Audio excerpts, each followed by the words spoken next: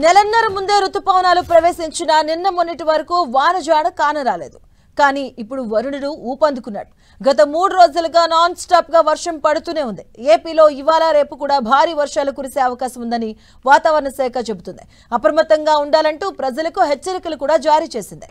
పశ్చిమ మధ్య బంగాళాఖాతం దానిని ఆనుకుని ఉన్న వాయువ్య బంగాళాఖాతం మీదుగా ఉపరితల ఆవర్తనం విస్తరించి ఉంది.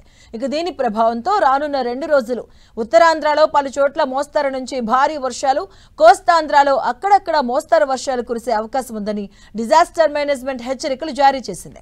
ప్రజలు అప్రమత్తంగా ఉండి తగిన జాగ్రత్తలు తీసుకోవాలని సూచనలు చేస్తున్నారు. ఇక పిడుగులతో కూడిన వర్షాలు వస్తూ ఉండడంతో చెట్లు, టవర్స్, పోల్స్ క్రింద బహిరంగ ప్రదేశాల్లో నిలబడకూడదని హెచ్చరికలు జారీ చేశారు. ఇవాళ రేపు శ్రీకాకుళం, విజయనగరం, పార్వతీపురం, మన్యం, అల్లూరి సీతారామరాజు, విశాఖపట్నం, అనకాపల్లి జిల్లాల్లో పలు చోట్ల మోస్తరు నుంచి భారీ వర్షాలు కురిసే అవకాశం ఉందని వాతావరణ శాఖ తెలిపింది. కాకినాడ, కోనసీమ, తూర్పు గోదావరి, పశ్చిమ గోదావరి, ఏలూరు, కృష్ణా, ఎన్టీఆర్, గుంటూరు, బాపట్ల, పల్నాడు జిల్లాల్లో అక్కడక్కడ మోస్తరు వర్షాలు కురిసే అవకాశం ఉంది. మిగతా జిల్లాల్లో తేలికపాటి వర్షాలు కురిసే అవకాశం ఉందని వాతావరణ శాఖ అధికారులు చెబుతున్నారు.